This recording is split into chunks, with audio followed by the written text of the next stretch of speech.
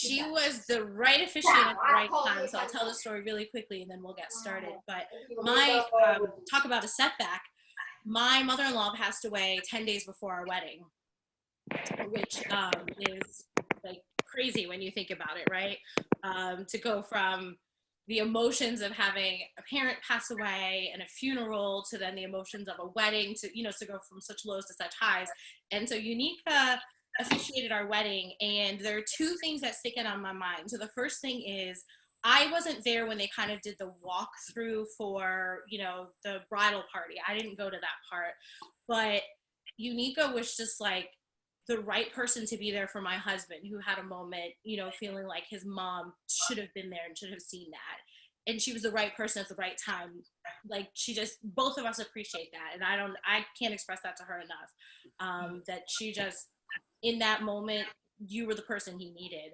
And the other thing that's really funny is Uneeka dropped the ring. Dropped it, y'all. And it was like, it was such an emotionally charged day. And I know Uneeka's like still embarrassed about it and still feels some type of way, but it was such an emotionally charged day. Like, a wedding day is emotionally charged anyway. And then to have this parent pass away 10 days before, it was like the moment of levity that we needed. Like, I felt like when that happened, everyone went, and like just took a breath. So I mean, she's incredible.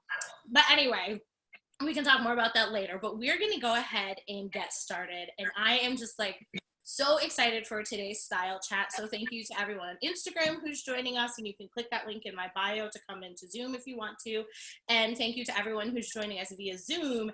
And of course, thank you to Uneeka and Jennifer for being here. So today we are going to talk about failing forward.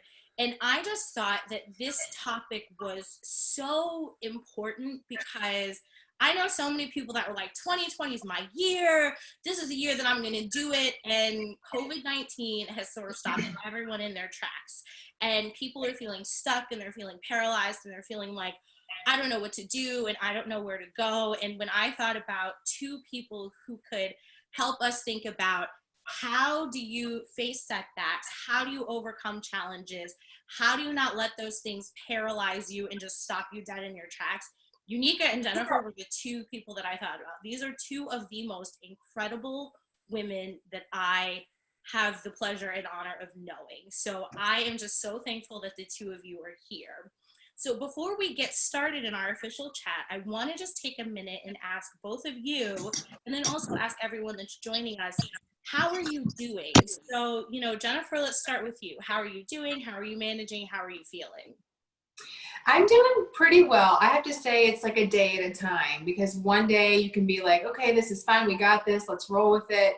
You know, I can get through this. Let's do this or this, change this around in our daily routine and make this happen, and, you know, go after this or do this. And then the next day it might be like, nope, I don't like this. This is not fun. I want to be back to normal or out doing something or be able to go somewhere. So for me, I mean, just to be completely honest, it is a day at a time. Today, I get to see human faces, and I'm like all about it. Whether it's on Zoom or not, I'm all about seeing you guys today.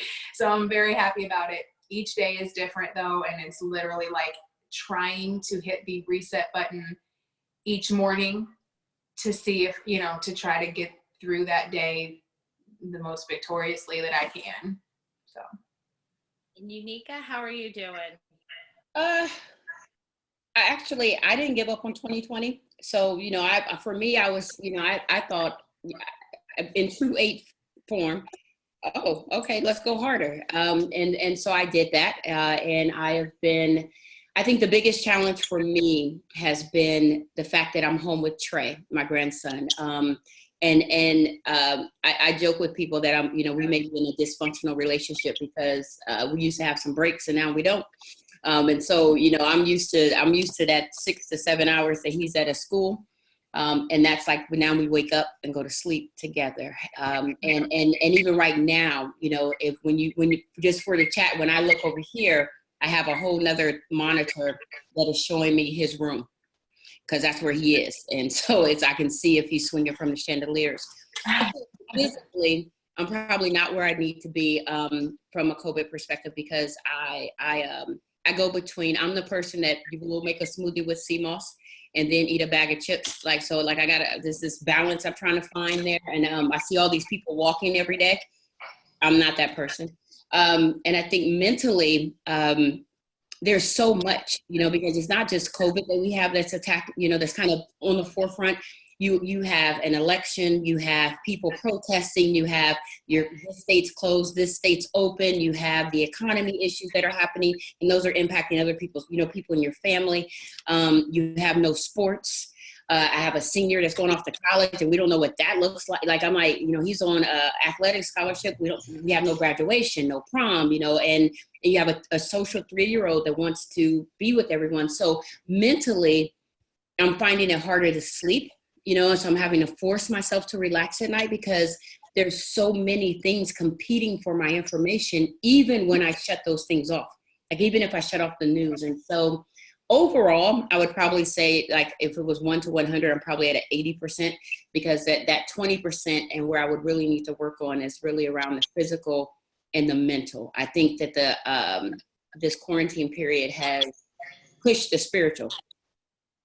Like, it's forced. Like, I mean, if we ain't praying right now, we ain't gonna pray later. So this is, and so that's how I'm doing. Well, thank you for sharing, and for both of you for, being honest. And, I think probably a lot of us can relate to how the two of you guys are feeling. So I'm going to ask everyone that's watching, don't unmute, because there's actually quite a few of you. But if you want to just put in the chat, how you guys are feeling, how you're doing, how you're coping, we would love to know that. And while you guys are taking a minute to just type that and share that, I do want to let you know, as everyone is talking, how this works is I'm going to ask some questions to Jennifer and Uneeka. And then as you guys have questions, put them in the chat and I will ask them real time. And usually this thing kind of flows, so I can't imagine it's going to be any different, particularly with the two speakers that we have today. So, how are you guys doing? How are you managing? What's good? So some people are replying to me privately. 1 day at a time is like seems to be the consensus. Yeah, 1 day at a time, 1 minute at a time. I understand that. Yeah, for sure. So let's see. Okay. So this is Jennifer. You'll be able to relate to this. I'm doing well. I'm busy with moving and remaining optimistic about the future. God is faithful anyhow. I can't imagine moving right now. I moved 5 days after my son was born, and that was crazy. But I can't imagine having to move with all of this happening and going on. That's, God bless you both. All right. Well, let's see. Definitely taking it 1 day at a time. My workload has more than doubled with the pandemic. Wow. I feel like that is a sentiment for a lot of people, taking 1 day at a time and finding the best in the day to hold on to. That's really, sometimes that's all you can do. Jennifer and I were chatting earlier, and I said one thing that makes me feel like a little bit regular is getting up and getting dressed every day. So that's been my commitment to myself, is that I'm going to keep doing that. Especially I got into a big slump in maternity leave where I wasn't doing that, and I really didn't feel like myself. So yeah, taking it 1 day at a time and finding the best in the day to hold on to. I like that. All right, so we're gonna get started. If you see me turn my head, I'm doing well. Being at home has allowed me to balance taking care of my dad and teaching, but my dad is starting to get on my nerves. I am not a short order cook. God bless anyone that is taking care of a parent during all of this. I'm not taking care of my parents, but they're getting on my last nerves. My dad is acting like a spring breaker. So anyone on this chat that knows him, you can go fuss at him, because I'm tired of fussing at him. Like, this man is just out playing golf and living his life, and I'm just like, no, what are you doing? I swear boomers are like the worst. But I read this meme and it was like, I guess you can't tell people who survived Jim Crow anything, and I feel like that's the case. Yeah, boomers are wild.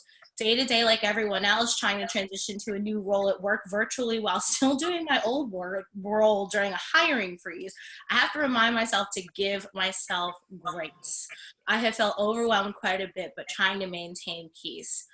Yeah, give yourself grace. That's really important. That's huge. I like that. Everyone take that in. Give yourself grace. Yeah. Oh, yes. Okay. It's someone else and I'm moving my dad in with me this week. So if we could all just add an extra prayer to those that are caring for parents, because that's a whole new level. Awesome. So what we're going to do is get started. I just have my questions over here, so I don't want anyone to think I'm not paying attention. But like I said, I'll ask some questions, and if you guys think of things, throw them into the chat, and I will make sure that those questions get answered by Uneeka and Jennifer.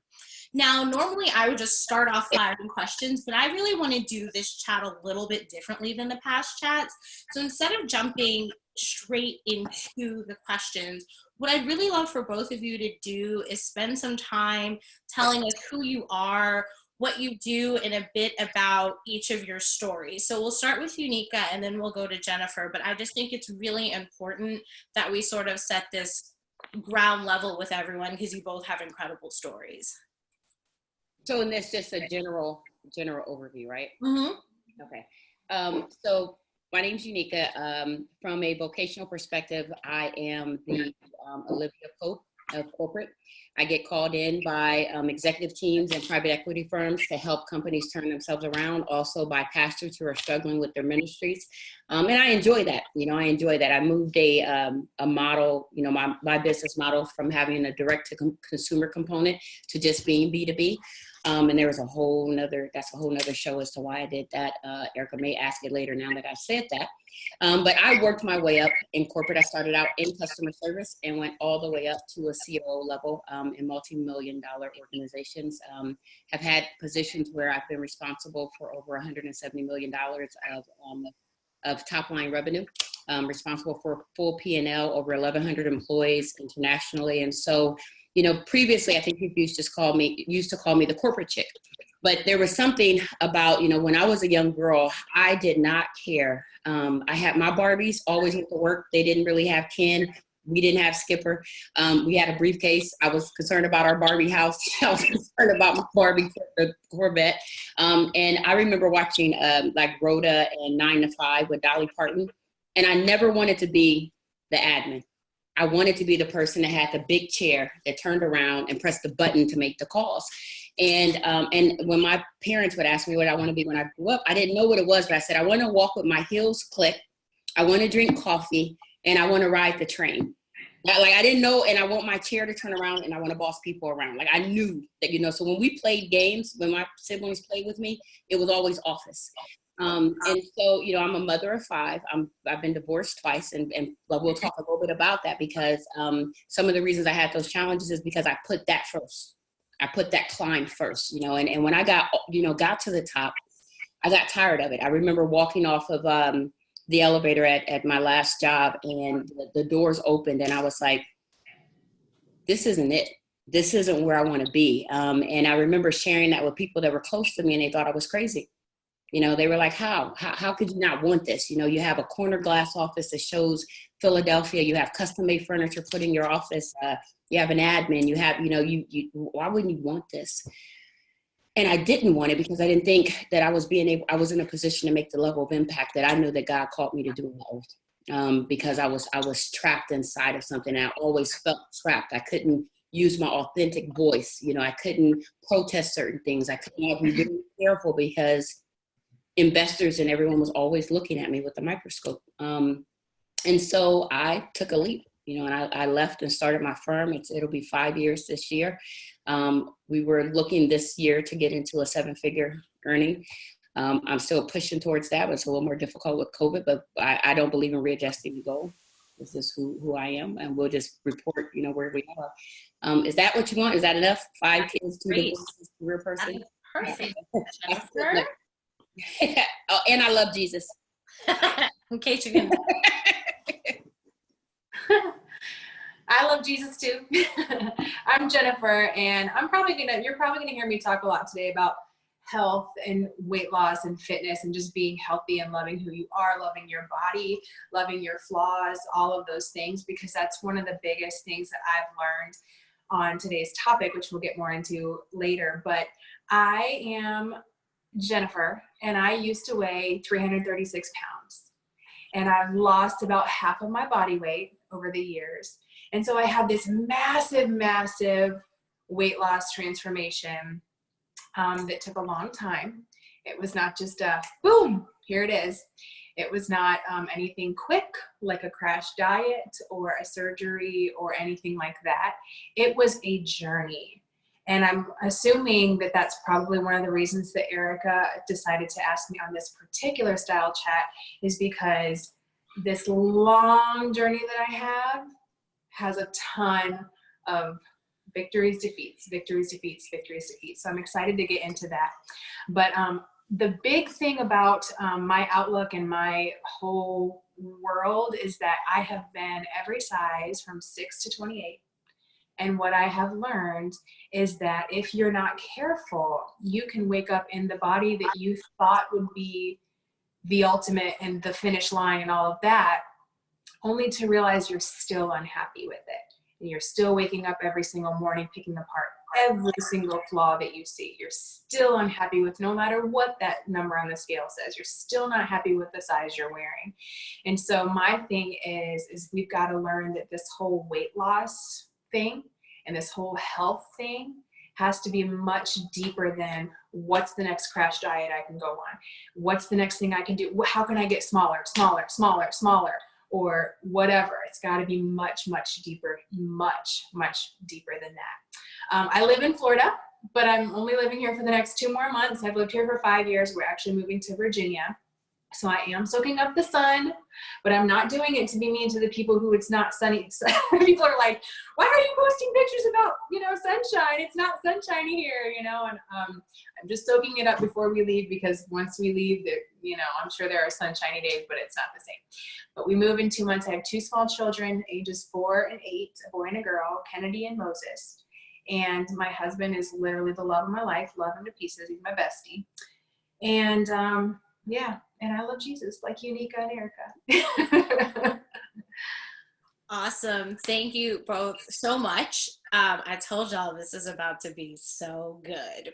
So I really want to dig into this topic of failure. And Jennifer, you talked about victory, defeat, it ebbs and flows. So as you guys think about your lives, your journeys, everything that you've been through, what do you classify as that quote unquote, those big failures? What would you say some of those have been? And we'll start with you, Jennifer, and then maybe go to Uneeka. I am really a big reframer. So when I think about this question, it's hard for me, because when something that feels like a failure in the moment, I'm not going to like it in the moment. I'm not going to like it for a little bit after, but I have learned to reframe it over time. So back when I was 22 and they asked me to run the whole early childhood development center, and I had no degree and I had no experience doing that or anything, but I took it on and I worked hard and I did everything right. And I, improved morale and I did this and did that. And then at the end they were like, no, we're not renewing your contract this year. So like in that moment, I'm like, I failed. But now, however many years later, I'm 35 now, I'm like, no, that was like that just like set me up. So it's like, I'm terrible at answering this question, because I'm like, if I think about failure, I'm more apt to think about the little things along the way. I'm more apt to think about how I perceive when I'm trying to pursue weight loss and I got on the scale and it still didn't say what I wanted it to say, or whatever. I'm more apt to think, okay, as a parent, you feel daily or weekly or very often or whatever that you're just not good enough. You failed again today. You yelled at your kids, fail. You lost your cool, fail. You weren't productive enough, fail. So it's like all of these small failures that feel like failures in the moment.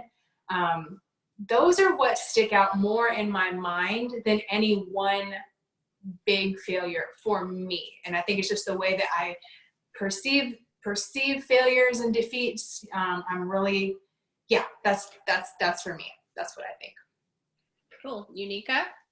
So for me, I'm like Jennifer, where I reframe, I also, I've been doing a lot of, because I think reframing is good. So I don't want this to come off as if I think reframing isn't good.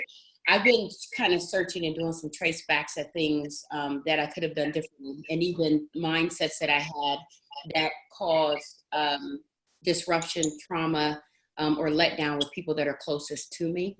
And when I think about, my biggest failure was being very present in the boardroom, but not as present in the house, and being very present on, in accomplishing my work, opposed to being the type of mother and wife that I should have been.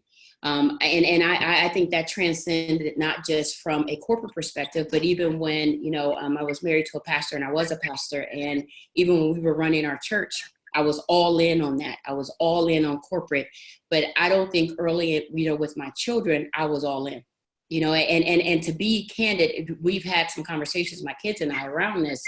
I wasn't that woman, or that little girl, like the whole Cabbage Patch, that like, I remember thinking, wow, I have 5 kids. How do we get here? Because I was never the person that was like, I just want to be a mommy. It just wasn't my thing. It just wasn't my thing. And I love all of my children, but I always had this other drive, as for as long as I can remember. You know how when people are little and they put the pillow in their shirt and say, oh, I'm pregnant. No, I had a briefcase. I had that whole time. I'm like, what can we accomplish? What's the goal? And so when I found myself, with these children, they were so complex to me. This is all these little tiny humans that require these different things.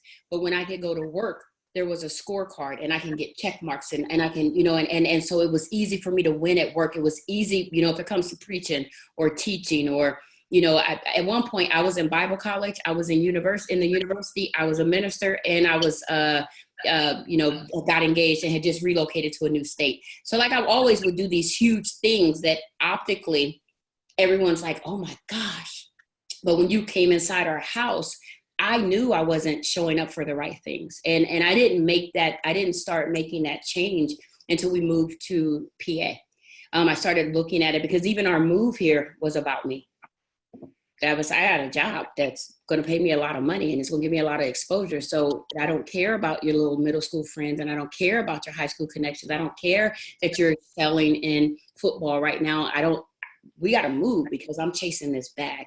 And so a lot of people, will sit back and they're like, oh my gosh, but look at what you got. But what they don't know is what I paid to get it, right? And the cost that I paid. And so forever when I have a platform, I will challenge people to make the right choices. No man builds a tower without adding up the cost. And I have preached that. I have studied the Greek and Hebrew on that. I did not live that. And that it required a lot of deep soul work and continuous deep soul work with me and my children and me taking accountability for things that I don't take the blame if they have made bad choices, but there are some parts that I have in the type of humans that they've grown up to be. I'm very proud of all of them, but the type of humans that they've grown up to be and some of the things that are lacking or challenges that they have emotionally, detachment, maybe fear of rejection. I brought some of those things into the household because where they wanted mommy, I wanted to write a check. Yeah. Wow. Thank you so much for sharing that. And I want to dig a little deeper into what you guys said, because I think you both made some really interesting points about reframing and the ability to look back and reframe things a little bit. And Uneeka, you talked about you had to do the work to change it and overcome the challenges. And I know even I experienced this when I had posted to promote this event and I had said, this is my favorite picture from a photo shoot from my failed clothing line. And people, like so many people were like, but you're great, you're wonderful, you're doing all these things, da, da, da, da. And, you made a point, Uneeka. So I'm pointing like people can tell where she is on the screen. But Uneeka had made this point about people sort of don't know the cost. And, it's interesting because I'm like, yeah, you guys say that now and it looks like, oh, I've bounced back. And I'm like, I put almost $20,000 into that failed clothing line. Right. I remember specifically being at the second photo shoot for what was supposed to be a fall and winter collection and having unfinished garments from a seamstress. I mean, and calling my now husband in tears because I had spent money on a photo shoot. I had paid for fabrics. I had brought in a makeup artist and a hair and all this stuff, and calling him just devastated because I knew that was the beginning of the end. And so now, 3 years later, I can look back and say, yeah, okay, I've grown and these are the lessons that I learned, but it takes the work. So I want to talk a little bit about it taking the work to overcome those challenges, to overcome the setbacks, and not let it paralyze you. Because, I mean, particularly $20,000 in the hole, I was like, I can quit. I'm good. Yeah. I like fashion, but not that much. And so I want to talk about doing the work. So maybe Uneeka, let's start with you and then go to Jennifer. When you had those setbacks, when you had the challenges with your family and with your children, and even the challenge of being at work and being like, this is not where I want to be, how did you do the work to overcome that? So I think there were 3 parts, right? I believe that we can be on a journey, and that journey can be good, but it's not the great journey, and it's not the God journey. Did you understand? It can be good. And so, I've had a home that was 7,000 square feet. I've had, and people, you drive down that driveway, you're like, she living a dream. You know what I mean? And so for everybody else, especially if you start talking about specifically more like the Black church, if I can say that, now you're walking in the abundance and all of these different things, but not understanding that inside God and the Holy Spirit is constantly reminding you that this ain't it.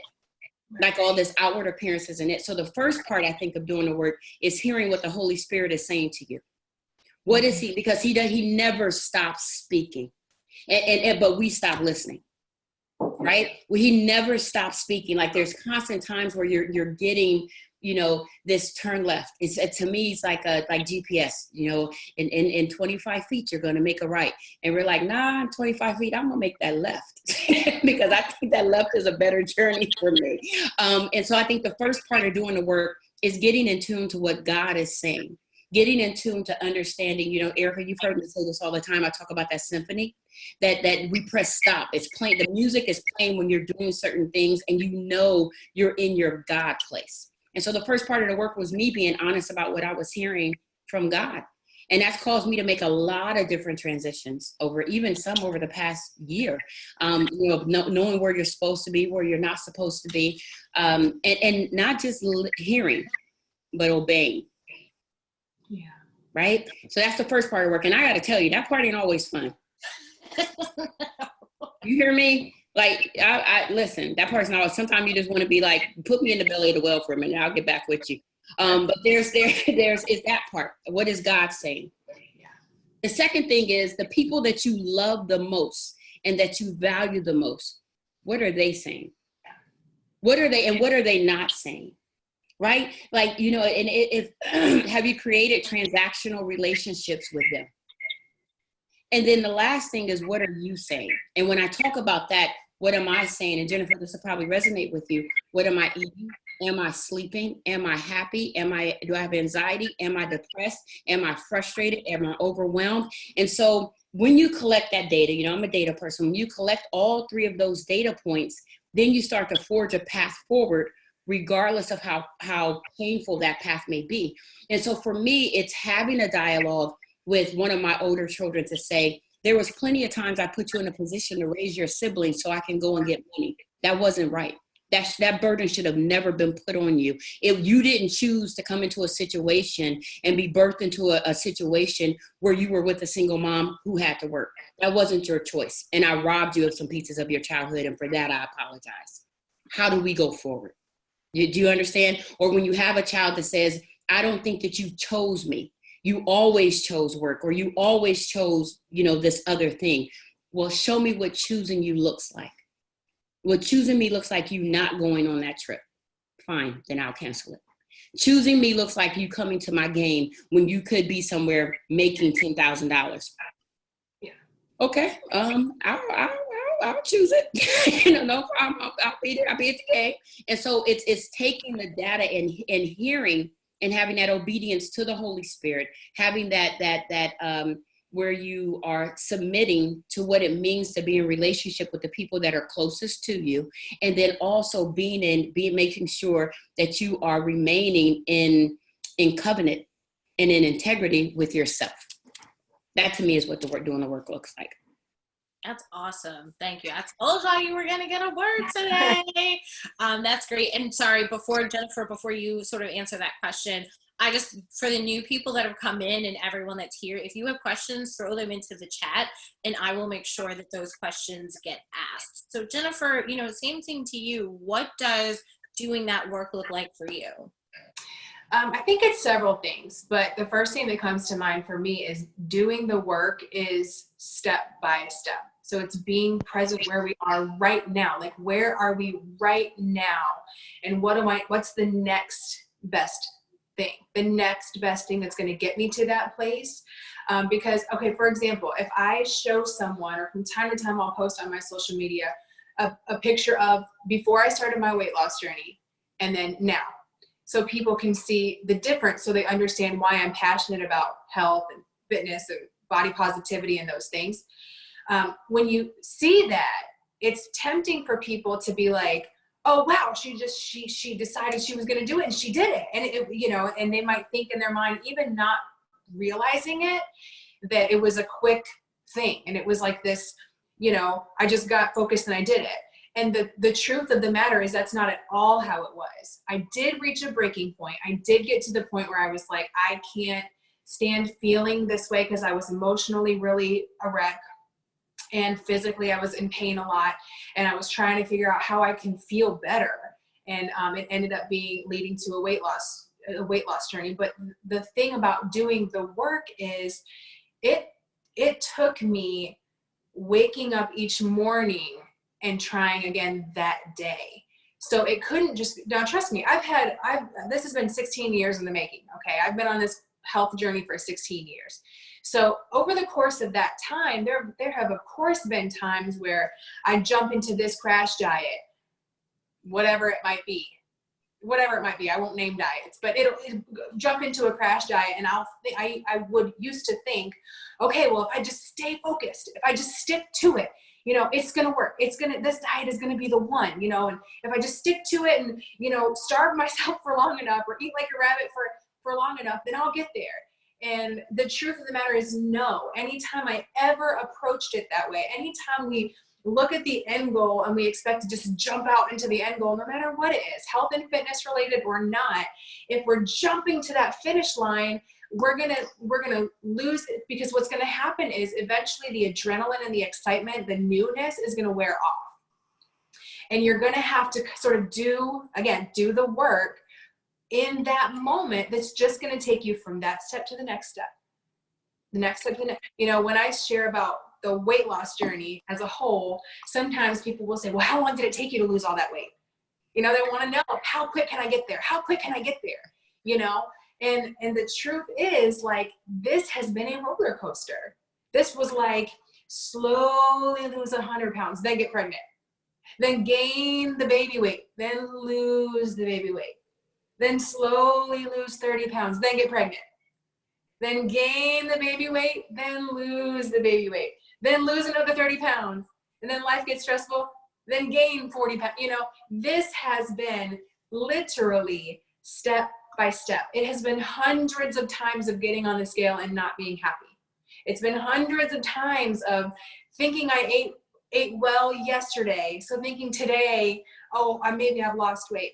There's this whole different world of looking at it, different way of looking at it that I'll teach you eventually. But that, to me, doing the work as pertaining to health and fitness, because that's kind of what I'm focusing on today, is literally step by step. You can apply it to parenting.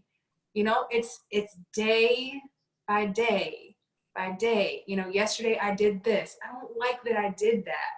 So Lord, give me grace today to figure out how to do this differently. Or, whatever it might be. It is, what is the next best thing for me to do?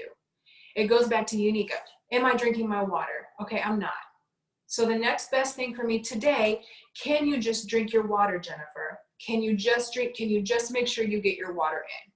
You know, what is the next? Can I go for a walk? Jennifer, can you just go for a walk today? What is the next best step?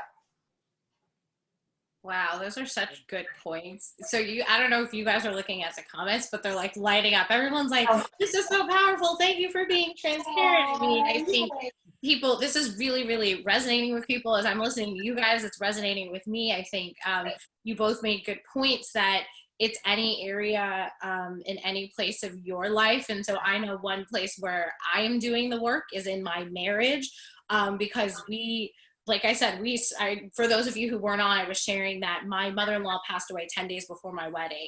And so we started our marriage sort of in a trauma place, right? And so we had to get through that. And then we got pregnant and we had a baby. And so we have an 8-month-old now. And so our relationship just in the 2 years and 2 months that we have been married has been through all these iterations of what it looks like. And so we are finding ourselves doing the work there, which is interesting and not something I thought I'd be doing as like a newlywed. But that, that's just the way life happens. And I think one thing that has helped us in doing the work is going to experts and people who also like know how to do it, right? And being open to hearing from people, because sometimes you want to do the work and you don't know how to do the work. Or you have an idea, but is this the right idea? Or you need a professional, or you need someone. So my own little caveat that I would add on there is when you do the work, don't feel like you have to do it alone. Don't feel like you have to do the work in a vacuum, and seek out people who know what they're doing. Boys! Uh-oh. I'm gonna mute that. Seek out people who know what they're doing and who can help you do the work that you need to do. And I think, Uneeka got the feedback from her kids. I think that's powerful, and that's hard to do, I think. I think taking feedback for almost anybody is hard, but I think it's particularly hard from your children and the people that are closest to you and the people that you are supposed to be raising. So I think that's really, really powerful. So thank you both for sharing that. And as you guys have questions, remember, just drop them in the chat and I will make sure to ask those questions. So the next question I have for you guys is talking about this idea of failing forward. I think we can probably all agree that challenges, setbacks, they're a part of life, right? They're going to happen. I love, Jennifer, when she just said, peaks and valleys and those sorts of things. So if we can wrap our head around the idea that it's a part of life and it's going to happen, then I think we can start to think about, okay, how do I fail forward? So for you guys, what does failing forward mean to you? And I'll start with you, Jennifer, and then I'll go to Uneeka. It's really funny because in the beginning of every year, I set aside time, I come off social media. I pray through the year, but I'm saying beginning of the year, I set aside time to pray and really seek God for the year ahead. A lot of us do that, right? And I look to see Lord, what are you calling me to this year? What's my assignment? What do you want me to do? And this year was no different. And I did that this year. And I was like, I did it last year. I do it every year. But last year when I did that, God gave me specific marching orders. He was like, I want you to do this, this, this, this. And it was like a year of like, okay, all right, I got you. And I thrive in that. I'm like ready to roll.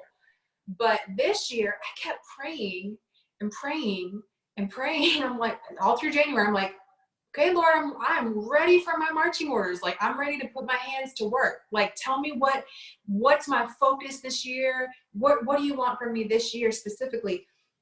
And I was laying in bed one night and I was literally like just crying. I was like, Lord, what do you want me to do? Like, what do you have for me to do? I want to do whatever it is that you tell me anything and I'll do it, Lord. Here I am, And he just said, rest. Mm. And I was like, again, Lord, anything you want me to do, tell me, I got you. And he was like, I want you to rest. And I was like, well, surely that's just my brain. I must be tired, you know, like, no, that's not me. I'm a go-getter. Let's do this thing.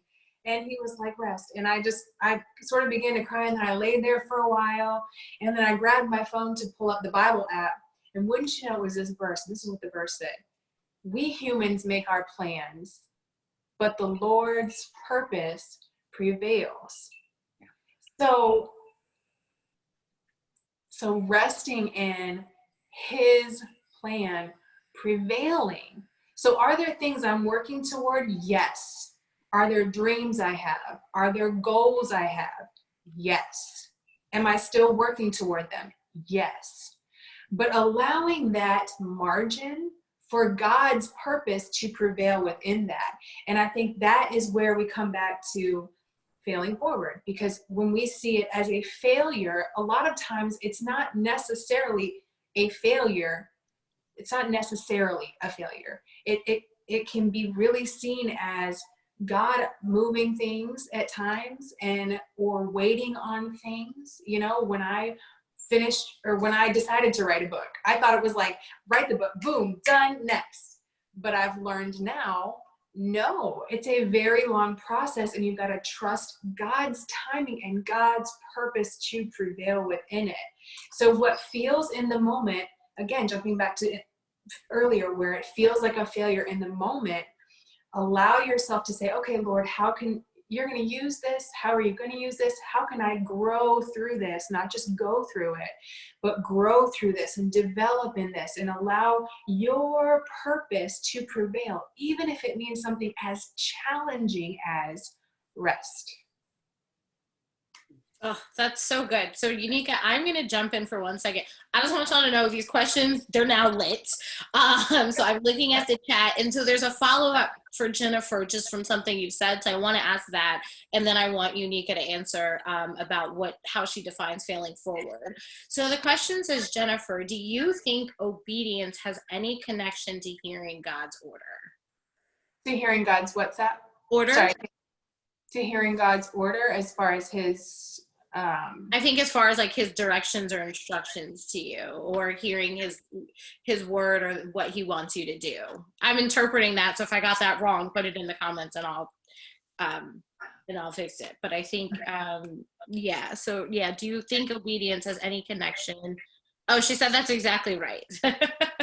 Here is obedience connected to God's, like, hearing God's order, his directions for you. Okay. Oh yeah, definitely I do. And I think that, you know, I think sometimes we make it harder than it needs to be.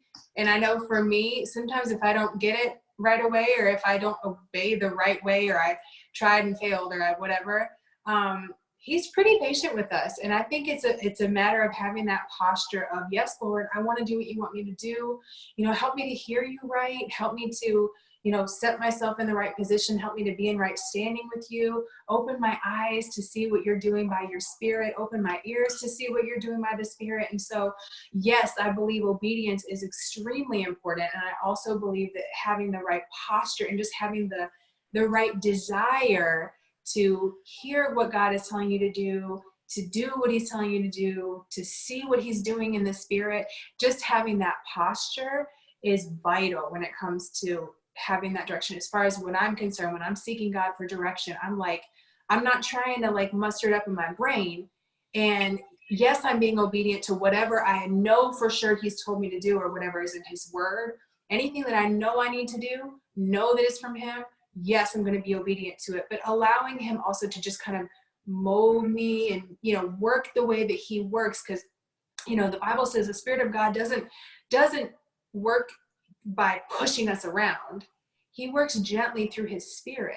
So allowing that time and allowing that heart posture to be where you are in that heart posture. Do you understand what I'm saying? Allowing your heart to be in the right posture, to hear from him, that is really vital in hearing the direction as far as I'm concerned. That is so good. Thank you for answering that question. So now, Uneeka, to you, what do you define as failing forward? To me, I think that, and I see, you know, some of the notes, I have the chat over there too. I think that it's important that you are doing just that going forward. So often when we fail, we just sit in it, and we sit in it. And we may not physically be sitting in it, but we're mentally and spiritually sitting in it.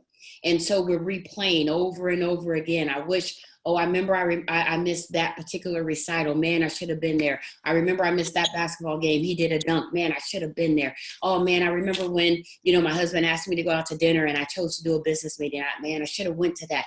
And so we continue to just beat ourselves up. Well, if I keep piling on all these old things and keep putting those things on me, the challenge is I can't go forward because I've created cement blocks on my feet that prevent me from moving forward. And so how do you fail forward? That failure, that moment is right then, at the moment of your realization that that you're not on the right path, right? And so I think of it, even like I talked about the Holy Spirit being a GPS, right?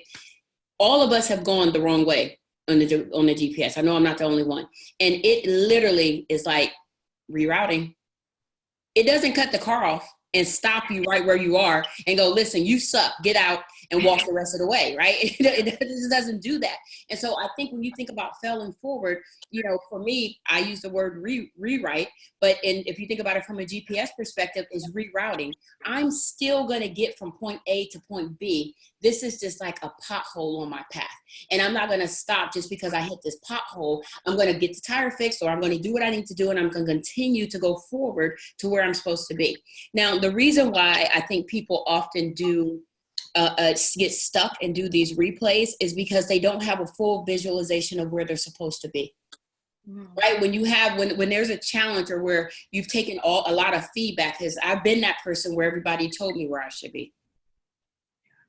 Everybody told me what I was supposed to accomplish. Everybody told me what was expected of me. I remember when I was 20, I think I was 22 when I first got licensed in ministry. And I remember some very well-meaning women in the church pulled me aside, and they gave me a catalog.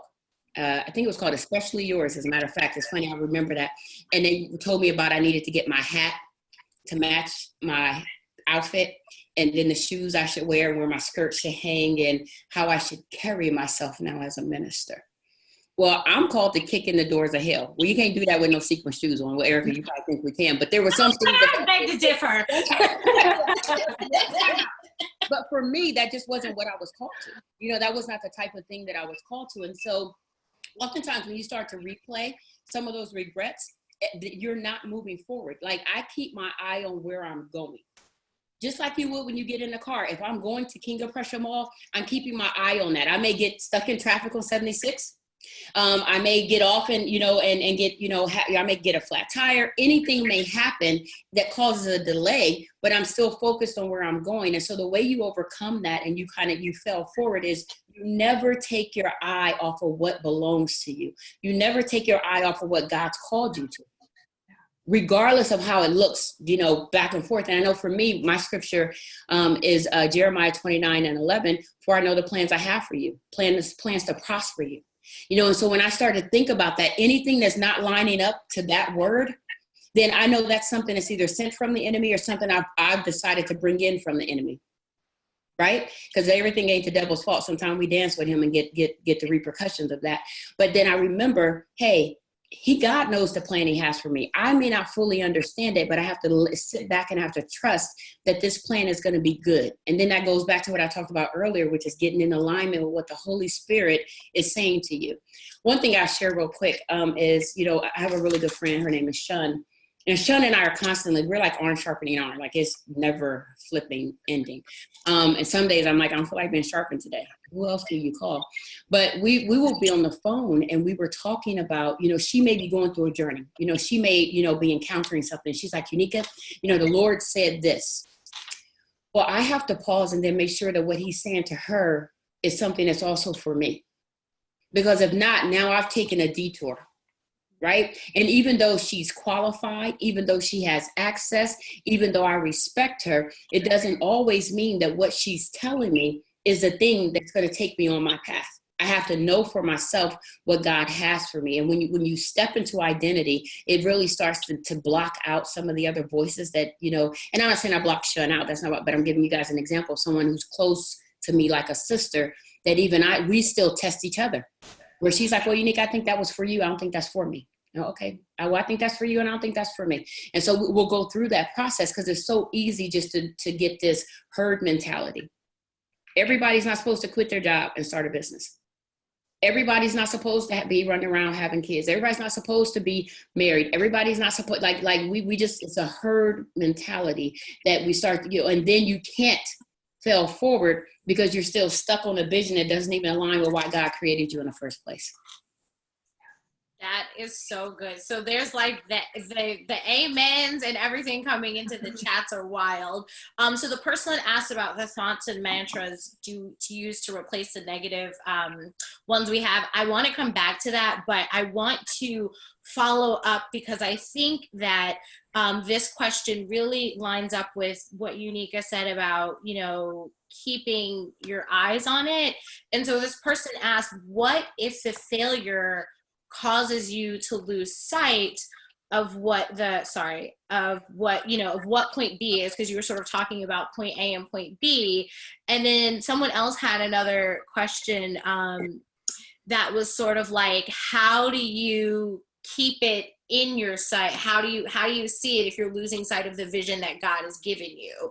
So I want to take a couple minutes and answer those two questions, but I do see the question about getting unstuck. I do see the question about mantra. So I want you guys to know we're going to come back to it, but I just feel like those two questions in particular are great follow-ups. So, how do you know point A to point B if you can't see it, or how do you keep your eyes on that vision that God has given you? So Uneeka, since you sparked the question, I'll let you answer, and then Jennifer, I want you to give your input too.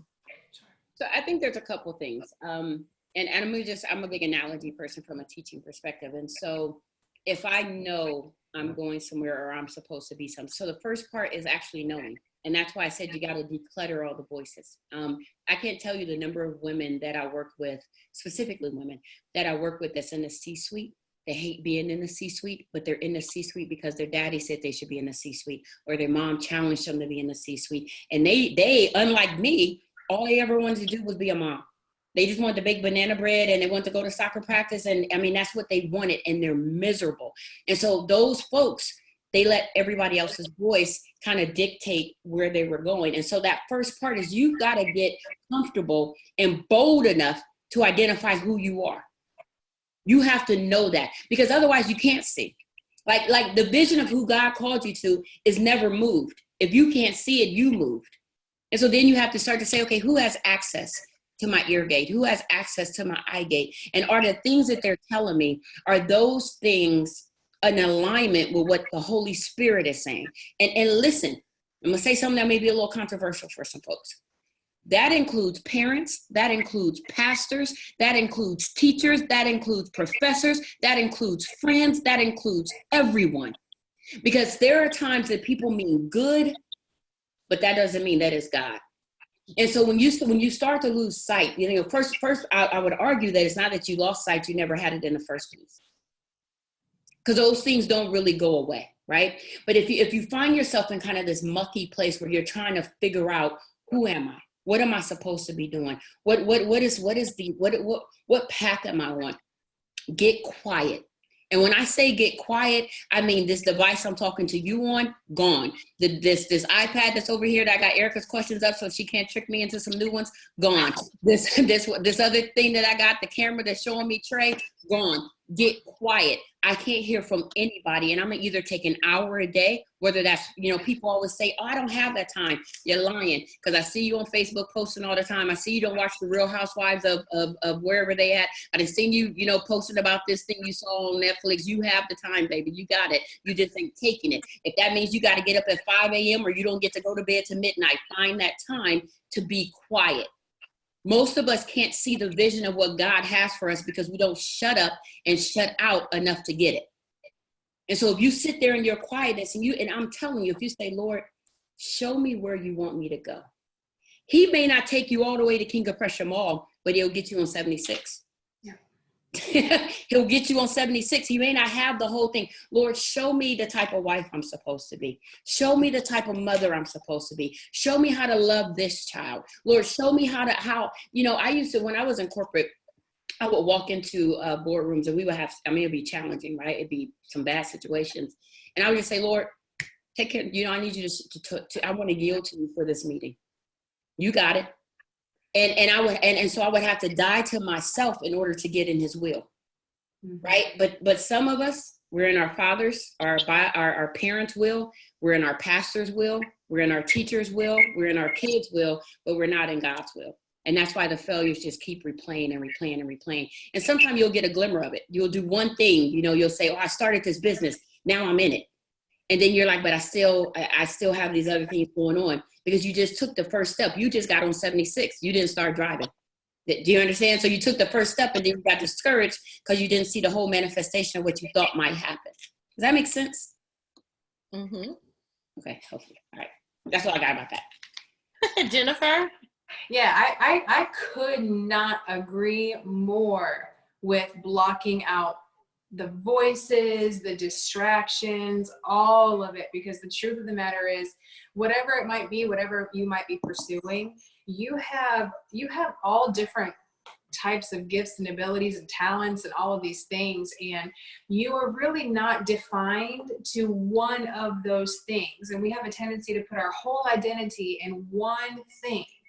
You know, if I can lead worship, then I'm a worship leader.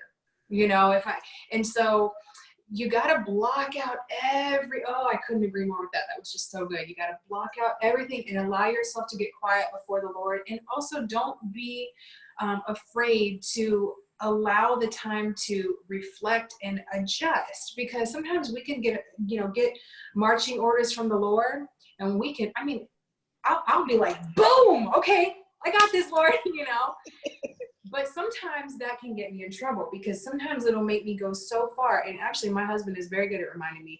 He'll be like, but you started this because X. So go all the way back to why did you start this? And it's 9 times out of 10 because I felt like the Lord was like, okay, Jennifer, I want you to do this.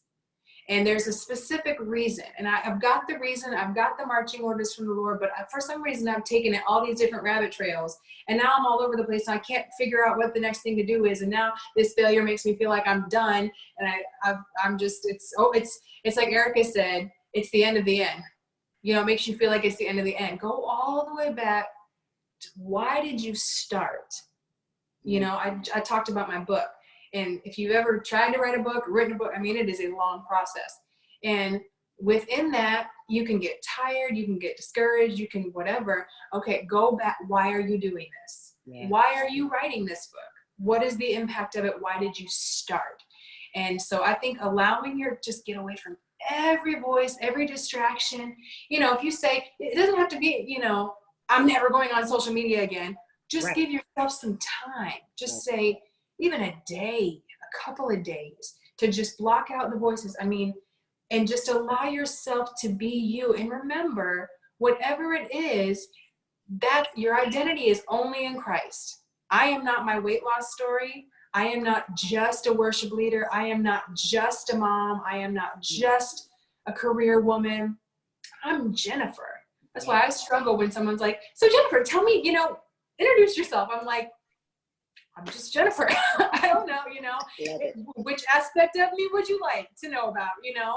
And so allow yourself to be identified with who Christ says you are. And when it comes to marching orders that he's given you, always go back to your why. I think somebody said, Jennifer, what is your why in the comments? I don't see hardly any comments, but that one popped up. Jennifer, is that Erica? Do you see? Probably just sent it directly to you. Yeah, they're. Oh, okay. No, it came up in the big one.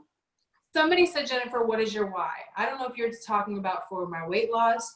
I would assume that's what you're talking about. Let me just tell you. So I grew up overweight and I got bullied terribly. Although I remember in kindergarten, the very first time I was bullied, and it was terrible all through school. So all my life, doctors, kids, even family members, you know, you got to lose weight. You know, this and that. And I mean, I heard the most horrible things that I would not repeat. And so I had these voices in my head and in my heart for years saying, you'll never be because you're overweight. You'll never have because you're over, all these things. So then I get to age 18, 19 years old, and I'm a literal wreck on the inside. right? And so I get to this day, this point in time, and I don't know what it was about that day, but I remember it like it was yesterday. I came home from work. I was 19 years old. I worked at a little bookstore, came home from work, closed the door behind me, leaned on the door. And I remember I dropped my bag. I walked to my little bedroom. This is a little tiny apartment I lived in. I fell on my bed. And when I tell you I cried, I cried. I mean, that, that not that little just sniffles, but like where you cry so hard that every ounce of breath leaves your body. And then you're like, like really cried. And I don't know what it was about that day, but I just felt the weight of all that I had been through over the years. I could feel like how I just didn't feel good. I could feel how I felt like my worth was, I definitely didn't know my worth. I heard all the voices, the lies that were ringing in my ears and in my heart from all of these years. And I just cried, and all I could say through my breathlessness, through the tears going down onto my pillow and warming my pillow and making it wet, all I could say was, I just can't do this anymore. And I literally cried myself, because the fact of the matter was I didn't know what to do, but I knew that I needed to do something, but I didn't know what to do. Because it's like, if I knew what to do, wouldn't I have already done it? And then I've already tried and failed a million times, And so my why goes all the way back to the beginning. So my why was not, gosh, Jennifer, don't you want to like look good in a dress or something? That was not my why. So if I get off-centered, and if I have gotten, which I have, off-centered at any point of the journey, I go all the way back to day one, where I was like, I can't stand feeling this way anymore. And so you just go back to your why. Jennifer, I think you said something that was really powerful in the beginning too, is when you were talking, which I think you were alluding to, is pace. That there's times that we will try. One thing you can't do is speed up the process. And that sometimes is where, you'll continue to fail and you get stuck in a rut, because you're trying to go faster than you're supposed to be going, because in the process, there's some things that you need to experience. There's some things that you need to learn. There's some things that some people you need to connect to. And so often we're like, listen, God told me that I'm going to be married. And yes. And so then you meet somebody and you like, that's him. I got the dress. I got the flowers. We doing this thing. And God's like, and you're like, no, can't hear you, because I'm telling you, this is it. And so I see it all the time, all around. I see people that just quit their, God told me that I'm supposed to have my own business, so I'm going to walk away from my job today. I'm like, what's your plan? Like, did you ask him the process to that? And so I think, when you were talking about that in the beginning, I love that, because we will get so eager. And even though the word tells us to be anxious for nothing, right? To be anxious for nothing, and in all things prayer. That's so important. I love that. And I think that the second thing is that I heard you, as you got into that place for yourself. And I think it's important to understand your environment. Your environment has to you need to create, no one owns this but you. You need to create an environment that allows you to be free.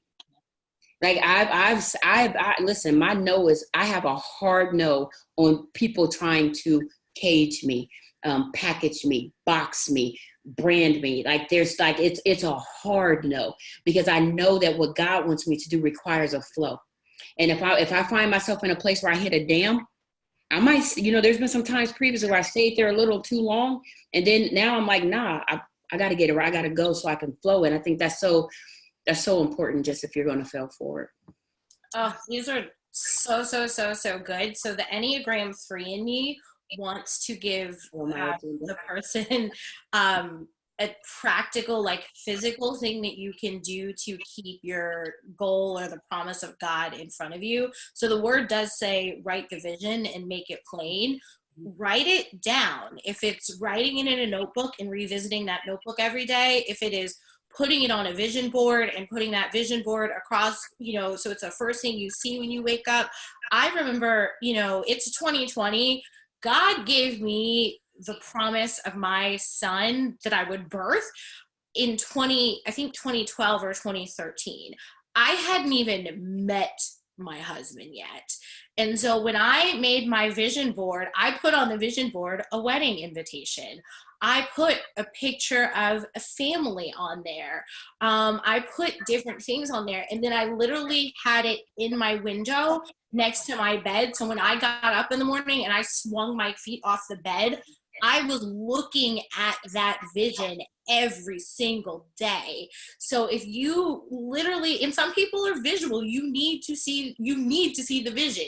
You need to be reminded of the promise of God. I remember when we were trying to have our son, I'm like, no, God can't fail. He can't not give you what he promised. So even though it's not happening in my time and my timeline and how I thought it was going to happen, he literally isn't a liar. He literally cannot lie.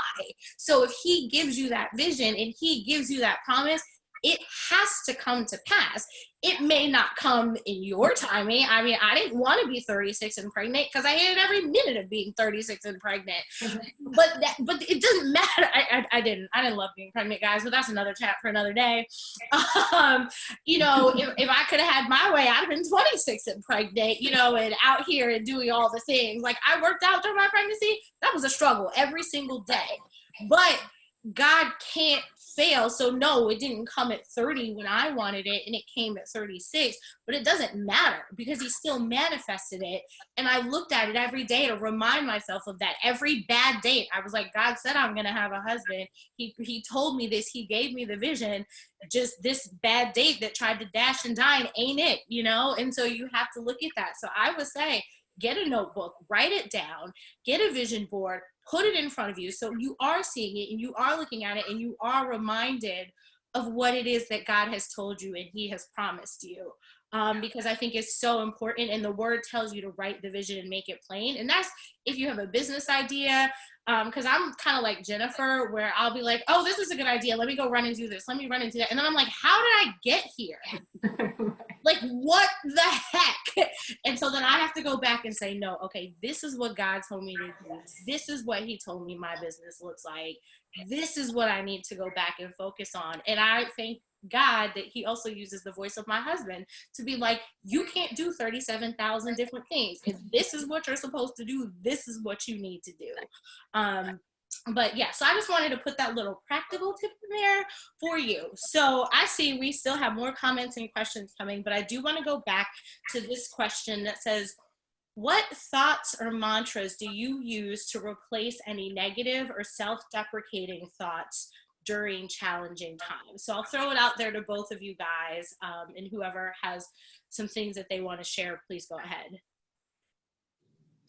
One of my big ones that I just always come back to is I would just remind myself, trust God's timing. Trust God's timing, trust God's timing. Trust his method, trust his timing. And that just allows me to sort of sit back in it instead of trying to work to make it happen myself. You know, I'm like, I'm a hard worker. I'll do it. I'll get it done. I'll make sure it happens, you know? And sometimes it's like, you can make yourself absolutely crazy. And sometimes you can make yourself crazy and do the thing. You get it done. You accomplished it, but you made yourself crazy. And sometimes you can make yourself crazy, and no matter how crazy you make yourself, you're still not going to get there because it's just not God's plan for you. And your desire to have his will played out in your life is greater than your desire for whatever it is that you're working hard at. So then God honors the desire for his will to be done in your life, and then he does it the way he wants to do it, you know? Just depending on different circumstances. But that's my thing, is like, rest in his timing. Trust the process, trust the timing, trust the method, because we're not all knowing, but God is, you know? I think for me, it's not as much as, you know, for around a mantra, but I stick to, like, I have a handful of scriptures that keep reminding me that literally echo what Jennifer is saying, you know, and Ephesians 3:20 is one of my favorite, because and the reason is it's now unto him that removes me. Now unto him who is able to do exceedingly and abundantly above all that I could think or ask. So there's times that I'm sitting here and, you know, I'm asking for this cup of coffee and he's trying to give me a coffee shop. Right. I'm frustrated because I can't get the cup of coffee. right? I'm asking for peace in this moment, but he has me, I'm sitting in a traumatic or in some turmoil that on the outcome of this, I'm gonna have peace in my life opposed to the moment, because it's exceedingly and abundantly above all that my little brain can even conceive. And so I always encourage people to think about, I think especially if you're Christian, and for those folks that are not, then find that statement, that word. And I have them, like if I were to flip this around, I got affirmations and words that are everywhere, including scriptures, that'll say, that remind me about that pace. Because when you have a successful mindset, which, and the challenge is two things. One, people they think you're Superwoman and you can do everything. The second is you think you're Superwoman and you can do everything. And so when those things collide, you're doing a lot. And so I think like that pace piece becomes so important, to piggyback what Jennifer was saying. It's like, I just gotta trust this process. I don't, I love when you said, Jennifer, about the weight loss, right? Because immediately who I am, I'm like, well, how long did it take? Like, did you use 3 pounds? Was it 3 pounds a week? And was that for 12 weeks, 14 weeks? Was that for a year? Was it, like, what's it like? So instantly I'm like, let's microwave the process. I'm down. Let's do it. And that's how we take it with our purpose, right? We're like, oh, well, give me the 12 steps, Uneeka. What's the 4 steps? What's the 3 steps to success? There's not 3 steps, bro. There's 1,000 steps, 1,000,000 steps. And you have to take each one of those steps and learn in those steps what it is you're supposed to have and what you're supposed to do. Those are really good tips. And I'm going to throw out another scripture, and it's, of course, now escaping me where it is, but it says, think on these things, think about what's true, what's lovely, what's good. It tells you, like, it literally tells you those are the things you were supposed to think about. And so when I find myself getting overwhelmed, I go back to that scripture. And I remind myself, that's not what I'm supposed to be focusing on. That is not what I'm supposed to concentrate on. So what's the one good thing that I can think about? What's the one good thing I can focus on? And that starts to reframe my thinking. And I'm like Uneeka, I put Post-it notes everywhere, with different scriptures. So I have that on there. I have the fruits of the Spirit, especially the part about self-control, because like I can go 0 to 60 sometimes. And so in my thoughts, but also if you like tick me off, like we're going there. And so sometimes you have to have that visual so it can be in your eye. Literally on my computer at every job I have ever had. And it's like in the fruit of the Spirit is self-control. Because particularly at work, like, let's not do that. But the scripture literally tells you, think about these things. And that's always just a good reminder that that's what you're supposed to be filling your mind and your ears and your spirit with. So another question we have, any tips on how to get unstuck? I see my issues such as debt, but I can't take the first step to get out of it because I don't know what step 1 is. I have thoughts, but I want to see if you guys have thoughts first. You going, Jen? I can. Yep, I can go. My big thing just jumps back to what I talked about earlier, and it is taking your next best step. And so when it comes to debt, it may be the smallest of things because that's how it's going to start. You can't wait until you've got like this big sum of money and you're going to like, okay, I'm going to put all that and that's going to pay it off. But you can put a little bit. But you've got to recognize the value in the smaller steps as far as being stuck. And this can be debt, but this can be anything. This can be your health. It can be anything. So my big thing, and I'll go ahead and let Uneeka take it from here, but my big thing, my way of getting unstuck is almost always, okay, what's the next thing I can do? Small, doable, what can I do next? I think that's good. I think that, and that's where we're in alignment on that, because I heard Jennifer say earlier, talking about, doing planning, getting into a planning and understanding what she's doing coming into the next year.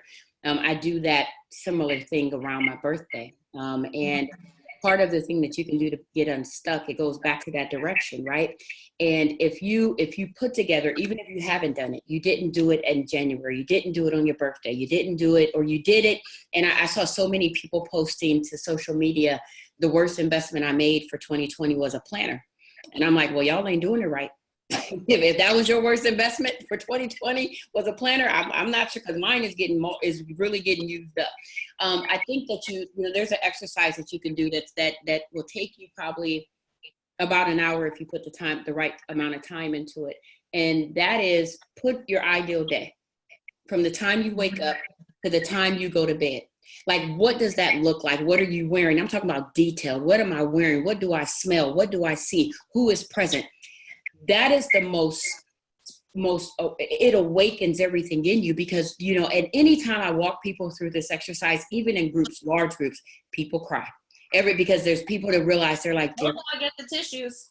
Listen, they every time they take the time, because it's like, hey, how did you wake up? And when people ask me, hey, what was your decision? How did you actually decide or know that you wanted to leave corporate? Well, I was sitting with a lady by the name of Marjorie Blanchard. Her husband's name is Kim Blanchard. He wrote the 1 Minute Manager. And she walked me through this exercise. And when I got done, I was a weepy mess, because what I considered ideal, I was so far away from it. And the first thing was, I wake up with the sun coming across my face. There's no way you're a corporate executive, ma'am, and waking up with just the sun. Like, that ain't how it works. Like, it's back, and you're back into your mode, right? And so, and I started thinking about that I couldn't get past that time, that wake up. Like, how I woke up, I'm like, my God, my life is out of control, because I'm not even waking up right, and then taking some time to ease into my day by having prayer and all. I was waking up and I'm praying to God, literally like, dear God, I hope you are in submission. And I'm in the shower and I'm like, hallelujah. It's like, I'm drying myself. It's like, and so that ideal day exercise, who's present? What do you eat? How is it prepared? What are you doing with the day? How do you go to sleep? What do you, all of those different things. What that is, what we call that in corporate, is you're starting a gap analysis, because you're identifying where you are. Then you take and you do your current day. What does my day look like right now? Now, like, back to what Jennifer said, that's so powerful. Now I can look, I don't like the way I wake up. What can I do tomorrow to change that? I don't like the fact that I'm not eating right. What can I do tomorrow to change that? I don't like the fact that I'm not handing my day over to God in the morning. What can I do right now to change that? I should be reading more. What can I read right now? Maybe I can't read a whole book. And remember, we talked about the voices. When I talk to people and I'm like, hey, yeah, I read 2 to 3 books a week. People walk away from talks and go, I'm going to read 2 to 3 books a week. Who called you to read 2 to 3 books a week? I'm reading 2 to 3 books a week. I don't tell you to go read them. Like, you figure out, maybe you're only supposed to read 2 to 3 paragraphs a week. What can you do? And that's how you get unstuck. Like, you have to first identify where you're stuck. Are you mentally stuck? Are you spiritually stuck? Are you financially stuck? Are you physically stuck? Where are you stuck? And when the ideal day forces you to a level of transparency that it'll stand out, it'll blink and show you, like, this is the place that you're stuck. Now I can decide, what's this one thing that I can do? That's so good. I've done the ideal day exercise with Uneeka a couple times. She's not kidding. You become a crying, sniveling mess. But I definitely would recommend, if you haven't done it, to do it, because it is eye-opening. And another thing that I think, when you think about tackling your debt, so there's like the actual literal, okay, how do I get a handle on what debt I have and what's the best way to pay it off? There's like that piece of it, but then there's the other piece of it, which is the, like, why am I here? And so, and I'll be transparent, my husband and I are doing our debt-free journey and working on, trying to be debt-free by 40 and doing our baby steps and what that all looks like. But then there's the, how did we get here? Why are we here? And if I'm transparent, most of the debt was mine. And it came from 2 things. Spending money made me feel powerful. It made me feel important. It made, like, I cared about how I look and what people are seeing and all of that. So I would spend the money to keep doing that. And, because I wanted that feedback, and I was getting filled from somewhere that wasn't ever going to keep me filled. Right. So that's the first part of it. And then the second part of it was that I equated spending money, giving gifts, doing things like that, to showing people that I love them, which isn't a bad thing to do. And it's not a wrong thing to do unless you're doing it to overcompensate, right? So we have 3 kids. 2 of our kids live in Florida. They live with their mom. And so when they come and spend the summers with us, I overcompensate like you wouldn't believe. Oh, y'all want to go here? You want to do this? Da-da-da-da. You want to go to Philadelphia for the day, and we're going to spend $500 and all that stuff. And it is because I want them to know how much we love them and how much we care about them, because we can't go get them every weekend. We can't do that. And we don't want them to feel like their brother who is with us has a better life than they do because he gets to be with us and they're not. And so I really had to get to that root of it and say, listen, like, our kids are 9 and 10. They don't care if they go to camp that costs $4,000 for the summer or $1,000 for the summer. They just want to go. They want to have fun. They want to do the stuff that interests them. And it wasn't until I got to the root of that we could sit down and say, okay, here's the plan to tackle debt. Now, I like to shop, but I have my little spending money, and my husband jokes because my spending money, like, I get it and it be gone, because I'd be like, I want these shoes, I want these earrings, I want this bag. And it's like, once it's gone, it's gone. Whereas before it would be gone and I'd be like, okay, let me pull this credit card out and do this and let me do that. And now that's not our life. Our life is, here's the bills, here's the grocery, here's this, here's where it goes. And you can do what you want with your spending money, but once it's out, it's out, you know? And it wasn't until I tackled this overcompensation for wanting people to look at me a certain way, but also an overcompensation for how I was showing people love, that I could actually tackle the debt issue and decide, no, what shows my kids I love them is having a property in Pennsylvania that is paid off, so that if they go to school up there, they have a house to live in without having to pay rent. It shows them that, oh, they can have investments and get investment income. Showing my kids I love them is having a 529 plan so that they don't have to take out a loan to go to college if that's what they decide to do. And it was changing my mentality was what allowed me to even be open to seeing what the first step was going to be. If you can't change the root of the issue, you'll take that first step a bunch of different times, but you don't really believe in the change, so you won't actually change the behavior. Does that make sense? Hope it makes sense. All right, so the questions have paused for a minute, but y'all asked like half of the questions that I already had prepared, so that's great. But I want to ask you guys a question. What do you think is the biggest lesson you have learned from overcoming your challenges, overcoming your setbacks, and failing forward? Sorry, and we'll start. I don't know. You both are looking at me like, don't pick me first, don't pick me first. Okay, I'll go ahead. I don't know exactly what the biggest lesson I've learned is, but I have learned that what feels like, jumping back to what you said, the end of the end of the end, is like never the end of the end of the end. It's not. And I've gone so far as to say, okay, Lord, just surprise me. Because going back to Uneeka's scripture she shared, Ephesians 3:20, like, God's able to do exceeding what we think, what we can imagine or hope for or dream of, like he can do more than that.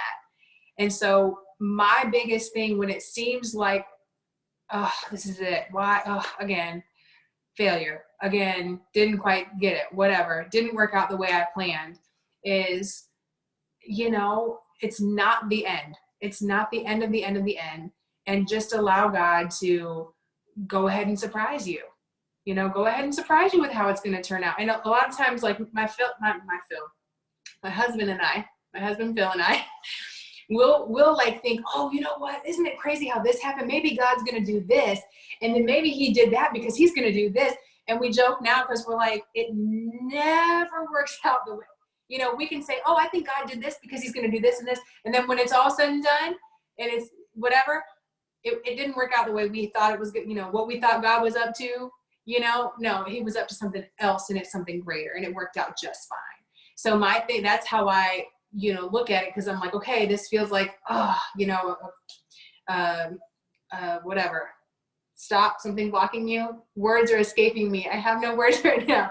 What looks like it's just stopping you is typically not. it's just either a setback or it's just a pause, like Uneeka talked about. It's just a pacer, you know. It's not the end of the end. If you can just remember in that moment of feeling of defeat, it is not the end. When I step on the scale and I still weigh the same weight I've weighed for 3 years, but I've been trying, you know, it's not the end of the end. There's more to it. There's adjusting, there's realigning, there's all these different things. It's not the end of the end.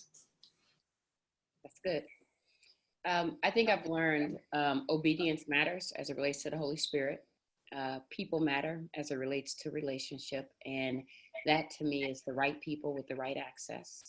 And 3, I matter. My voice and what is going on inside of me and what I feel, it matters. And every time I ignore that, I find myself in that place where failure is, you know, it's going to come because I'm not in alignment, you know, and so that obedience piece is out of whack, that relationship piece is out of whack, and then I'm out of whack. And so I've learned to really listen, you know, and really make sure that I'm in tune. And sometimes that means walking away from things that no longer fit to where I'm supposed to be going. Even if it doesn't make sense to everybody else, it makes sense to me. And so that's, you know, that just, if it was one word, I've learned is alignment and making sure that those 3 areas are aligned. Awesome. So it's 12:30 and I want to be sensitive to everyone's time, but particularly Uneeka and Jennifer. Are you guys okay if we go on for another like 10 or 15 minutes? I'm okay for 14 minutes. 14? Okay, done. I just have a question for each of you guys, and then if anyone in the chat has like a last minute question, go ahead and throw that in there. I know people are like very intrigued by both of your stories, and I know you personally, so I'm gonna ask a question that's a little bit off the failing forward track and just ask you 2 separate questions. But Jennifer, I want to start with you because you have this like incredible transformation story, and we are all home trying to avoid the quarantine 15, or we're gaining the quarantine 15. I know I'm eating all of the cookies right now. So do you just have any practical tips for health and wellness that we can, you know, just simple, easy things that we can try to implement while we're all stuck at home eating all the snacks? Oh my gosh, I get the struggle. The struggle is real.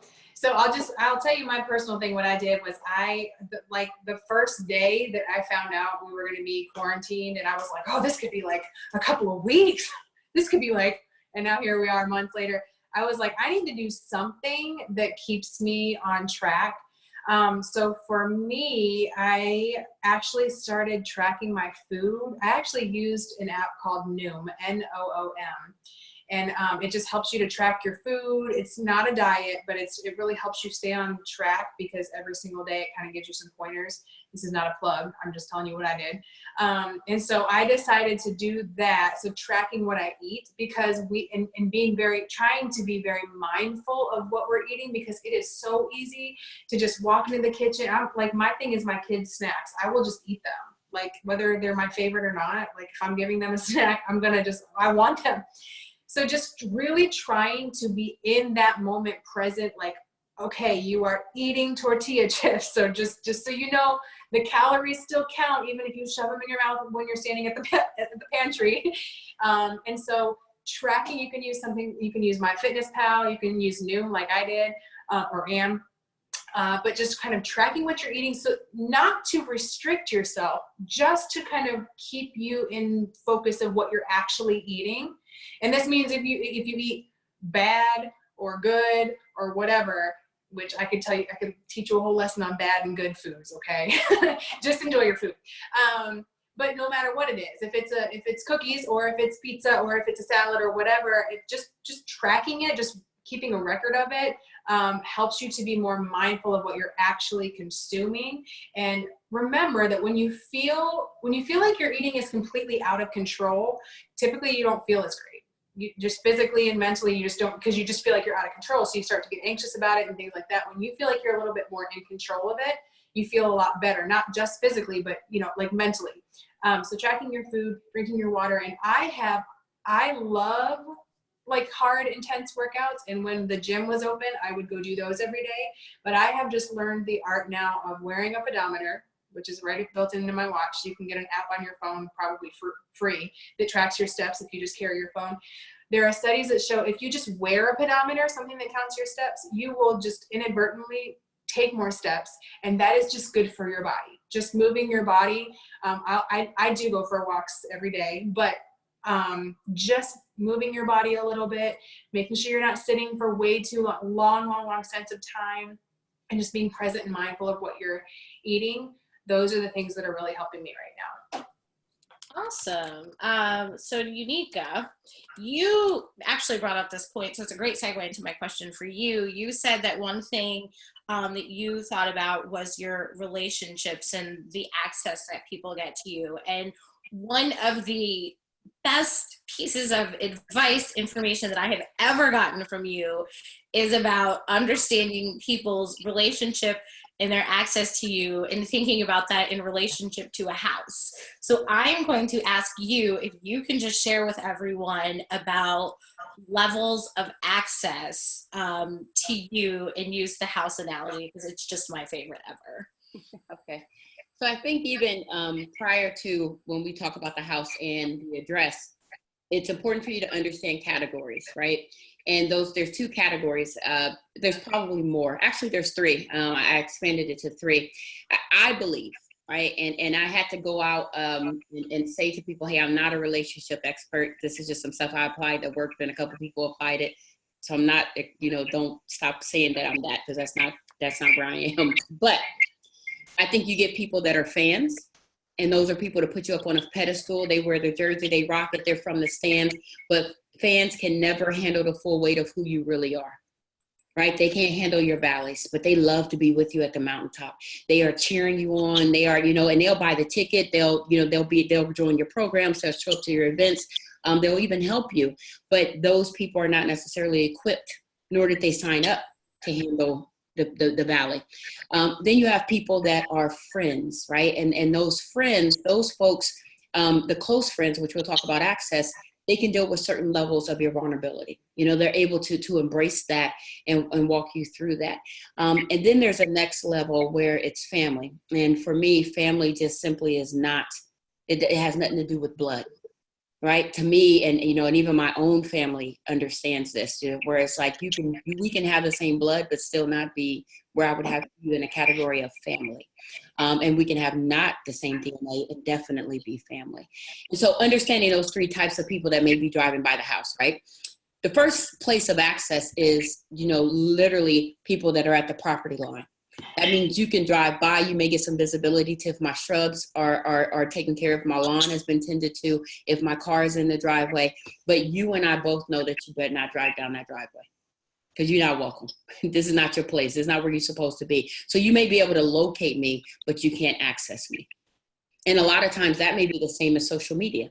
It's people that can locate you. I can see, oh, this person's here, or this person's doing this, but that doesn't mean you have access. And the best example I can think of that is I had a mail one time, and this is why you probably don't see me check in many places, but I had a mail that showed up to one of my kids' games, and it terrified me. Because dude, you may be able to locate me, but you ain't supposed to be able to access me, right? Especially at one of my children's events. And so that's important. You can drive by. You can see the highlight reel, but you can't come down that driveway. The second place of access is on the porch. On the porch, just like this morning, I saw a beautiful truck. It was a blue truck that pulled up, and this man got out and he had all these packages, right? So the Amazon guy, he comes to the porch. He is my best friend right now, right? But I don't know his name, and he's sometimes different. Why? Because things that happen on the porch are transactional. That's where you have a transaction type of relationship, right? That's where there's a give and take. And this is where I would place most clients. Most of your clients, some of the people that are in your work, from a vocation perspective, it's a transaction. There's an exchange of something that, either it's a monetary transaction, a time transaction, one person's dropping off something, but there's not a lot of conversation. There's not a lot of deepness that goes into that. Now, one of the challenges about porch people is that we'll discount that transaction.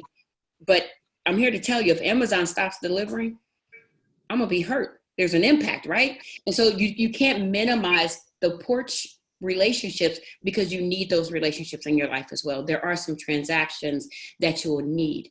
The next phase is when you get into the living room. In the living room, you have more visibility and more access to me. You've been invited into my safe place, but I'm probably only gonna let you see the things that are pretty clean. I'm not opening up the junk drawer in front of you. You don't have the ability to just open my refrigerator. In that bathroom, it's perfect. You know, I have 4 boys and 1 girl, so understand, you'll soon know, Erica, you know what that means. But 4 boys and 1 girl, that bathroom has no remnant of the boys. And so there's like, you're seeing what's clean. I'm having dialogue with you. I'm sharing some things, but you don't get the deepness. When all hell is breaking loose, I'm not running to the people that's in the living room, but they serve purpose. They serve purpose because we go to church together. They serve purpose because we fellowship. We're doing life together. We're going to brunch. We may go to some concerts. We may hang out. Like, there's a whole lot of things that go on. But when all hell is breaking loose in my life, those people in the living room are not the people that I'm going to unload with. The final place is the bedroom. In the bedroom, that's where I'm at complete peace. All of my vulnerabilities are out. I am disrobing. I'm getting in the shower. I'm washing away the nastiness that has happened for the day. The things that are dirty that are a part of my life, they're visible where? In my bedroom. And so if I have you in the bedroom, you're getting all of me. You're getting the full weight of who I am. And oftentimes fans, we will misconstrue. We'll say, okay, this person likes me. They keep showing up. This person is available. This person, let me pull them into the bedroom. And the challenge is we end up getting hurt because we took people off the porch and took them to the bedroom. We took people out of the living room and we took them to the bedroom. And these people were never equipped, nor did they apply for that role. We decided to drag them up to that space and become vulnerable with them. And that wasn't something they could ever handle. They needed you to always be photo shoot Erica or photo shoot Jennifer or worshiper Jennifer or you know, just like they needed you to be style, you know, the person that the stylist all the time. They could not handle the woman. They were never equipped for that. And so it's very important for me. I look and I'm understanding, who are you? And part of that, there's a couple of questions that I ask people now. Who sent you? Mm-hmm. And they're like, oh, well, I was referred by Jennifer. Mm-mm. Who sent you? Well, I was, why are you here? How do you view my relationship with you? And what do you think that I'm supposed to impart into you? And what do you have for me? And people will either get offended at that, which I understand, oh, that's why you own the property line. Or people will answer and they don't know, I don't know why I'm supposed to be here. And I'm like, well, let's get some clarity on that. And the other thing to realize is, don't allow people to fight their way or force their way into your bedroom where you just submit because they just keep, I'm really supposed to be there. I really like you. I love you so much. I'm here for you. I'm your friend. I'm here. Those people are not supposed to be in your bedroom. And there's times that there's people that are supposed to be in your bedroom for specific purposes, right? And so there's people that are in the bedroom of my business that actually see my P&L, that actually know what my growth goals are quarter over quarter. They're in my bedroom. And they just be, you know, because they're in the bedroom from that perspective, doesn't mean that they're in the bedroom for other things. Right? If I lose a big contract, I'm being vulnerable about that. Hey, what could I have done different because I lost this big contract and, you know, now it's going to impact my revenue goals. That's the extent of that conversation in the bedroom. But the next one may be to my girlfriend, Sean, where I say, man, you know, I'm really battling some low self-esteem right now and feeling like a failure right now because I lost this contract. So emotionally in my bedroom, I need us to work through that work because this person can work me through EBITDA and profit margin, but this person can work me through heart issues. And so it's understanding who is in your bedroom and why they're in the bedroom and not being afraid to recategorize them. There have been times that I've let people in the bedroom. I'm like, you're not supposed to be here. Let's go back downstairs and let's put you can be in the living room. We don't have to be so quick to cancel and cut off people. Sometimes it's a part of the reason a relationship is failing is our fault. We put people in places that people are not even auditioning for the role. And we're like, you're going to be my best friend, my sis. I love you. And you can love people from the property line. I can love people that can't even locate me. Love, we use the love thing to make it be like, oh, it's okay to get everybody in our bedroom, but you should have some you should have some people in your bedroom, but not a whole lot, because there's not stadium seating in the bedroom. Right? If you got too many in your bedroom, too many people are running around with all your stuff. But when all hell is breaking loose, I know of a lot of women, when all hell is breaking loose, they pick up their phone and they're like, not you, I can't, that person, nope, I don't. Then you have to think about, why have I never let anyone into my bedroom? Why do I refuse to be vulnerable? Holy Spirit, show me why I won't open up to be able to get the help that I need. And I think it's Psalms 1. It's leaving me right now, but blessed is the man who walk not in the counsel of the ungodly, nor stands in the path of sinners, nor seats in the seat of the scornful, but his delight is in the law of the Lord. I'm sorry if I got to saying seat or whatever. To me, that is a direct, like, to me, that shows access. Even when I think about Jesus and the disciples, there's like 12, then 77, then all these other ones, but then there was 3. And then if you really broke it down, he got to 1. Did you understand what I mean? And even in him having the 12 that were walked and talked with him, there still was a Judas. But Judas never made it to the bedroom. So that's all I have on that. Can I just ask Uneeka a question? Can you just write that into a book? I did. Oh, you did? That is so good. I thought of how it's in a book. I'm over here like, I'm sitting here like, why do I not have my journal? Yeah, it's in a book.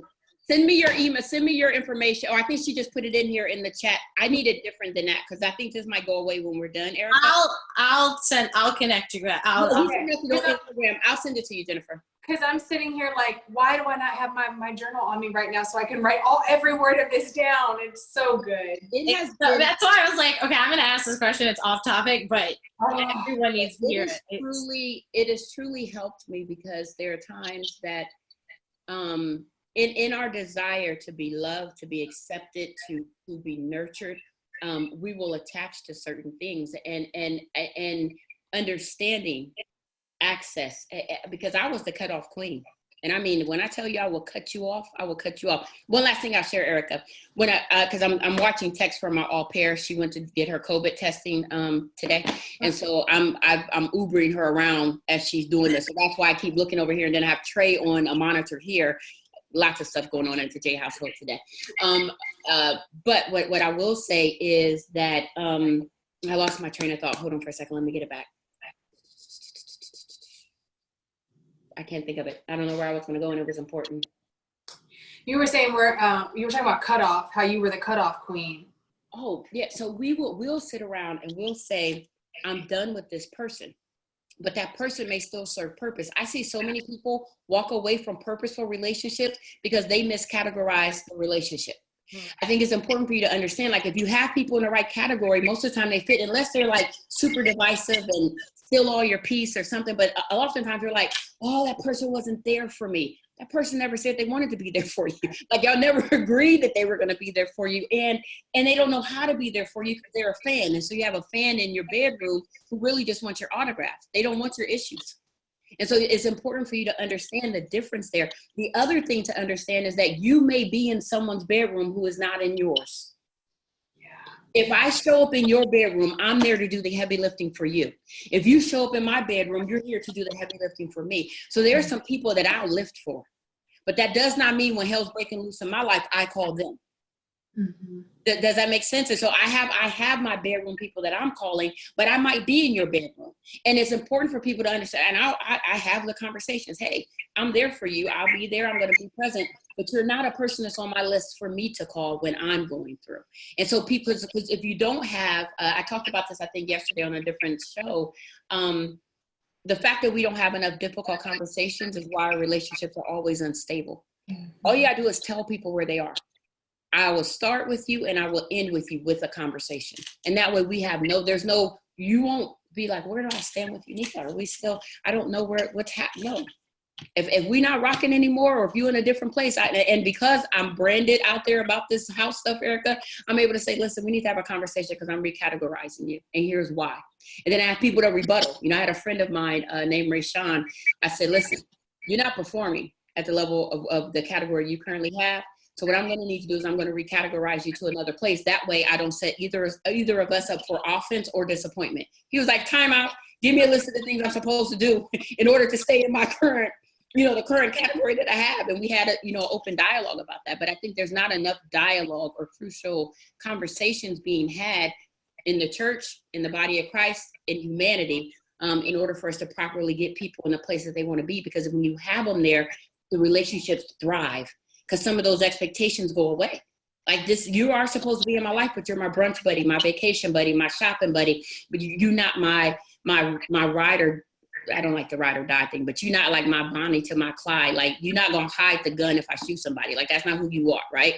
I don't know if that was a good example either, but they're like, who's going to help me hide the bodies? That ain't you. and Right. There are some people that are like, we doing this? Okay, where are we going? How far we got to drive, and how deep is the hole? And it's levels to this. It really is. And I think that it's important to understand there's levels, because we have a certain amount of capacity. My bedroom relationships, I go a mile deep. Their access means if the phone rings at 2 a.m, I'm answering it. That means that if I got to catch a flight, I'm catching a flight. If I got to go to the bank and do a wire, I'm doing a wire. That's different than people that are in other areas of access. I can look and see that you're calling, and I'd be like, well, they should be good until the morning. But if you got a certain amount of access, I'm mindful. I may have 1,000 clients that day, but I'm going to pause and check, because I know you're burying your father-in-law today, or I know that your child has some challenges, or I'm going to make sure that my nieces and nephews that are aligned to you, that I'm cash apping them on important things that are happening, because I'm cultivating that bedroom, because that's where the flowers come from. Wow, this was so good. Uneeka went over her 14 minutes. So. No, but look, Juliana's texted me, and she just said that she's at a lab, and she was waiting for a test that we paid for. Okay, but this has been awesome. So for you guys that are in here in the chat, I pasted where you can find everybody. So Instagram, Facebook, their websites. Please take a minute, connect with Jennifer, connect with Uneeka. There's a couple of people that need your book, Uneeka. So we should talk about, should they just message you? How do they get it? If they go to the website that you put up there, that where there's a /products, I believe the book comes up there. Okay. I'm almost positive it comes up there. They just place it. Because listen, one gift I don't have is administration. I have administration, but not admin. So if you inbox me, you ain't gonna ever get the You'll book. never get it. Okay. So I just put the link up for you guys so that you can get a copy of her book.